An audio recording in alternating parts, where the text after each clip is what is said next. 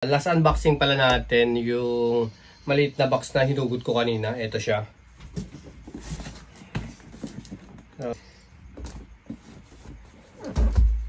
Order sa atin to ni Boss JM.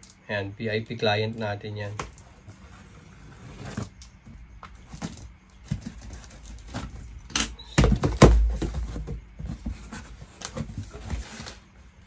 So ito yung kinuha niya sa atin.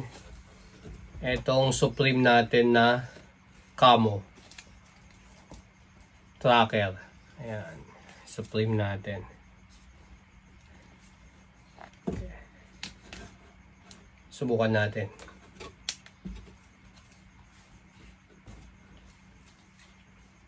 Yun o. Ganda naman. Ganda ng fittings. May isa pa ako dito. Black naman. Ito available pa to. Wala nagmamayari nitong Supreme natin na tracker. Kulay black. So sa mga may gusto niyan, awitan nyo sa akin. Ito yung pangmalakasan.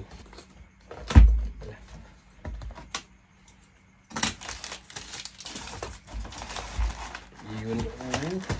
Balot na balot.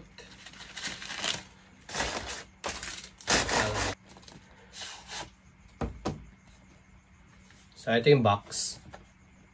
Ayan, yung Baypex natin to.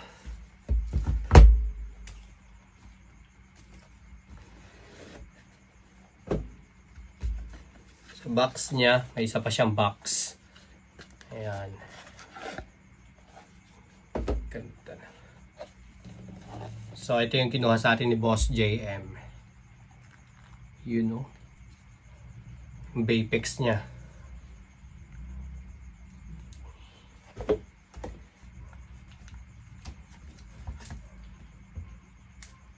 Ayan, Baypex card. Ito yung Baypex card niya. So, ayan yung Baypex card ni Boss.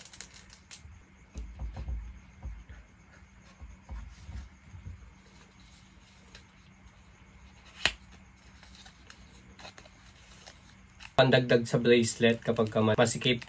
Ayan, pwede mo siyang paluwangin. Kompleto yan.